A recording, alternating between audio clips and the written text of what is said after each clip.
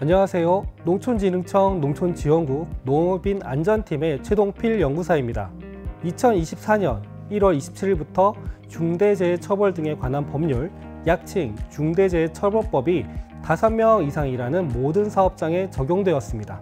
이에 5명에서 49인의 상시 근로자가 있는 소규모 농사업장에도 적용이 되기 때문에 이러한 대응 방안 마련을 위해 농촌진흥청에서는 안전보건관리체계 구축 길라잡이를 배포하고 이에 대한 설명을 드리고자 합니다. 먼저 중대재해처벌법에 대해 알아보도록 하겠습니다. 중대재해처벌법의 목적은 사업주 또는 경영책임자 등이 안전보건관리체계 구축 등 안전 및 보건 확보 의무를 이행함으로써 안전보건관계법령에 따른 안전보건조치가 철저히 이루어지도록 하여 중대재해를 예방하는 데 궁극적인 목적이 있습니다.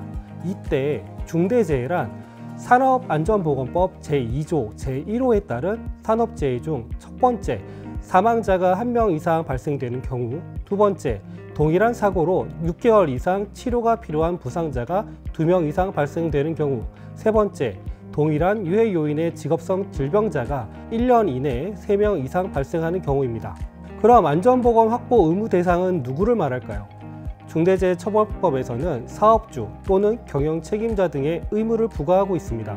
이런 안전보건 확보 의무를 지키기 위해서는 사업주 또는 경영책임자 등은 사업주나 법인 또는 기관이 실질적으로 지배, 운영, 관리하는 사업 또는 사업장에서 종사자의 안전, 보건상 유해 또는 위험을 방지하기 위하여 그 사업 또는 사업장의 특성 및 규모 등을 고려하여 조치를 하여야 합니다. 중대재해 발생 시 처벌 내용은 중대산업재해에 따라 사업주와 경영책임자 등의 처벌, 그리고 양벌 규정에 따른 법인 또는 기관의 처벌, 사업주 또는 경영책임자 등의 고의 또는 중대과실로 안전 및 보건 확보 의무를 위반하여 중대재해를 발생하게 한 경우 손해배상의 책임이 있습니다. 다만 사전에 안전보건 확보 의무를 충실히 이행하였다면 면책이 가능하도록 하고 있습니다. 중대재해처벌법은 2024년 1월부터 상시 근로자가 5명 이상인 사업장의 사업주 또는 경영책임자에게 모두 적용이 됩니다. 이때 상시 근로자라 함은 임시 및 정규직, 일용 및 상용직, 도급직 등을 총망라하여 상태적으로 근로자 수가 5명 이상이 달하는 경우를 말합니다.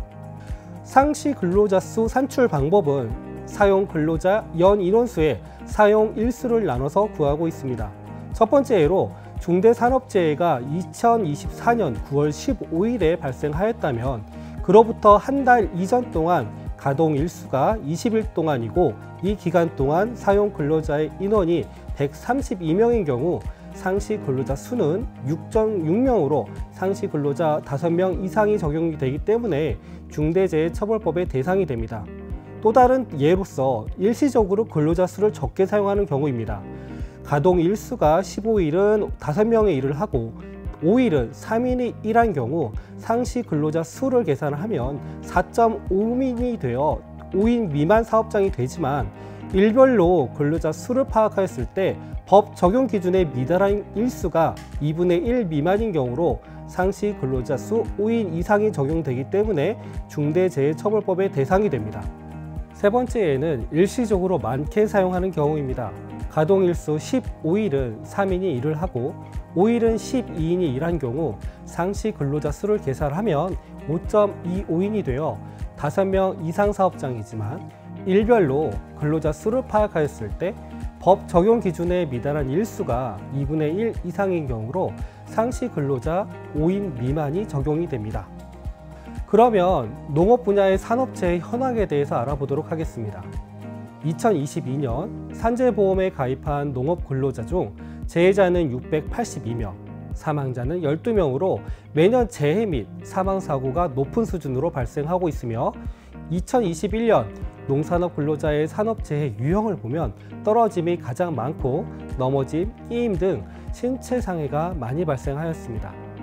대표적인 농작업 중대재해 사례로 첫 번째 예는 사다리를 이용하여 나무 전지가이 작업 중 추락하여 사망하였고, 두 번째 예는 트랙터가 경사로의 아래로 전도가 돼서 연료 탱크 측면에 근로자가 깔려 사망한 경우도 있었습니다. 또 다른 예로는 상토 혼합 분배기를 이용하여 작업하던 중 회전날에 끼어 사망한 경우도 있었고요.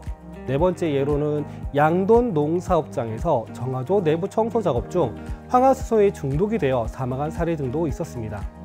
그렇다면 중대재해처벌법에서 요구하는 안전보건 확보 의무 준수 활동을 위해서는 안전보건관리 체계를 어떻게 구축하면 되는지 알아보겠습니다. 안전보건관리 체계의 구축과 이행이란 일하는 사람의 안전과 건강을 보호하기 위해 기업 스스로 위험 요인을 파악하여 제거, 대체 및 통제 방안을 마련하고 이행을 하고 이를 지속적으로 개선하는 일련의 활동을 말합니다. 안전보건관리 체계의 구축을 위한 핵심 요소로 경영자 리더십, 위험 요인 파악부터 평가 및 개선 등이 있으며 이에 대해 차례로 알아보도록 하겠습니다. 핵심 요소 첫 번째입니다. 경영자 리더십에서는 경영자가 안전보건에 대한 의지를 밝히고 목표를 정하여 예산을 부여하고 구성원의 권한과 책임을 정하고 근로자의 참여 독려를 해야 합니다. 핵심 요소 두 번째입니다. 유해 위험 요인 파악으로 위험성 평가를 통한 위험 요인 파악과 유해 위험 요인을 찾고 개선을 위한 업무 절차 마련과 안전점검 회의와 같이 근로자의 의견을 청취해야 합니다. 핵심 요소 세 번째입니다. 유해 위험 요인 제거, 대체 및 통제에서는 위험 요인을 제거, 대처하거나 통제할 수 있는 방안을 마련할 때에는 사람은 실수하고 기계는 고장날 수 있다는 점을 특히 유의해야 합니다. 각 요인에 따라 가장 효과가 좋은 위험 요인 제거부터 효과가 가장 낮은 개인 보호까지 각 요인별로 복수의 방안을 검토해야 합니다. 예를 들어 병충해 방제의 경우 위험 요인이 농작물 농약 살포 작업 중 중독이라면 공학적 통제로 드론을 이용해서 노출 시간 최소화, 관리적 통제로 방제기구 점검, 비상 상황 시 농약을 씻을 수 있는 물의 비치, 보호구 방안으로는 농약 방제복 및 활성탄이 들어간 마스크 등을 착용 방안으로 마련을 해야 합니다. 핵심 요소 네 번째로 비상조치 계획 수립을 위해 재해 발생 시나리오별 조치 매뉴얼을 수립하고 주기적으로 훈련을 하도록 해야 합니다. 핵심 요소 다섯 번째는 안전보건관리 체계는 소속 근로자뿐만 아니라 사업장 내 모든 구성원의 안전보건 확보를 위해 도급, 용역, 위탁 근로자를 포함하여 유해 위험 농작업과 물질에 대한 정보 전달 및 현장에서 안전 확보를 위한 안내 및 교육 등을 하여야 합니다.